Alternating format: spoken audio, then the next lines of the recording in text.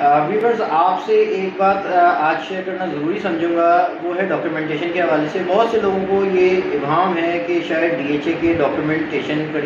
بہت سخت ہوتے ہیں۔ ایسا کوئی معاملہ نہیں ہے۔ ڈی ایچ اے سٹی ہو یا ڈی ایچ اے کراچی ہو،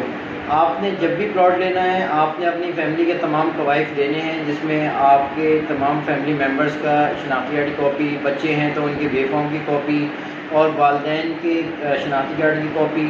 آپ کے اسپاؤس کے شناختی کارڈ کی کاپی، اور اس کے ساتھ ساتھ آپ کے پراپر پوسٹل ایڈریسز، جس میں آپ کا گھر کا ایڈریس ہو گیا یا آپ کا آفس کا ایڈریس ہو گیا، جو بھی آپ دینا چاہیں۔ دیکھیں، اس میں کاغذات کے معاملے میں آپ ہمیشہ اس میں اطمینان رکھیے، کیونکہ ڈیٹا تمام ڈی ایچ اے کے پاس ہوتا ہے۔ وہ کسی بھی نئے دعوے دار کو اس وقت تک نہیں مانتا جب تک کہ وہ کسی قسم کا کوئی قانونی دستاویز دے کر نہیں ہے۔ اگر آپ نے ڈی ایچ اے میں لکھوایا، مثال ہے آپ کے بچے 3 ہیں اور آپ کہتے ہیں کہ جی یہ میرے 3 بچوں کے نام ہو جائے، کوئی چوتھا آ جاتا ہے کہتا ہے میں بھی ان کا بچہ ہوں، تو جب تک وہ ثابت نہیں کرے گا وہ ہو نہیں سکتا، اور نہ وہ اس کام کو روک سکتا ہے، کیونکہ اس کے پاس کوئی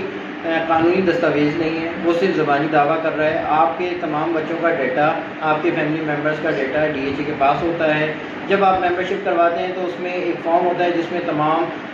بچوں کے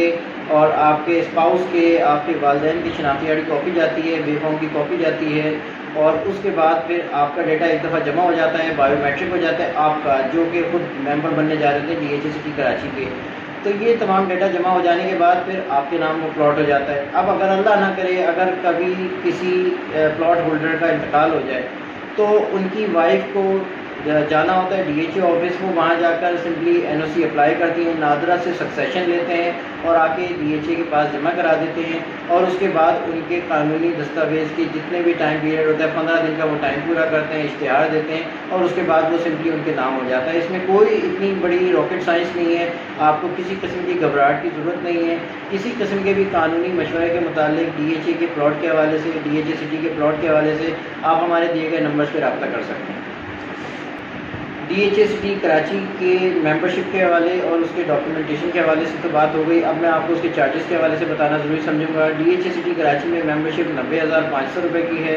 اس کے بعد جب آپ 125 گز کا پلاٹ لینے جا رہے ہیں تو اس پہ ٹرانسفر فیس آپ کی ہوتی ہے 18,750 روپے کی، اور اس کے علاوہ آپ پہ ایڈوانس ٹیکس بائر پہ اگر فائلر ہے تو 2%، اور اگر نان فائلر ہیں تو 4% اپلائی ہوتی ہے۔ 2% 18,750 روپے فیس کے بعد 2% ہمارا 7.5 لاکھ روپے آفیشیل کا بنتا ہے